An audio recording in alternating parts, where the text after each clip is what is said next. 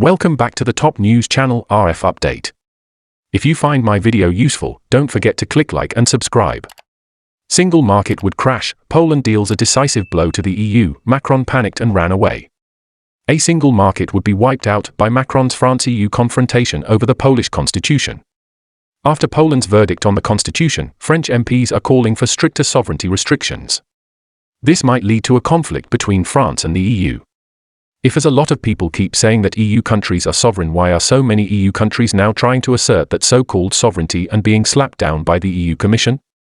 With that, a few others said, maybe the complete shattering of unity that seems to be gathering apace with Barnier and Tusk backpedaling and Hungary and Poland discovering the delights of being vassal states.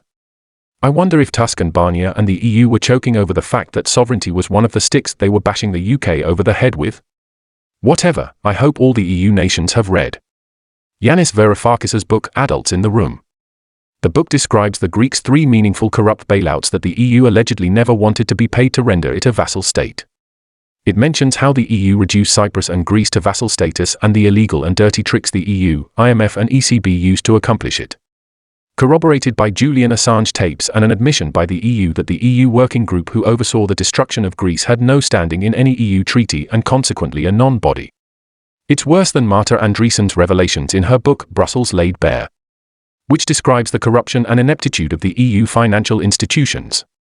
In a recent post, Mr. Rahman wrote, he is ready to make the argument that the EU single market would collapse, with calamitous consequences for France, if each country was able to impose its own laws or if, as in Poland's case, the rule of law itself was eroded. On the other hand, according to a government source, right now, the French president is rebuffing domestic pressure to pay attention to Poland. While it is still some months before France goes to the polls for national elections, this announcement is timely. It's all about a recent Polish court decision that questions the EU's legal foundation. But according to many readers, figures from both the left and the right are calling for France to assert its national sovereignty, which it no longer has. Poland are trying to regain a small part of their sovereignty. No EU members are sovereign. End of.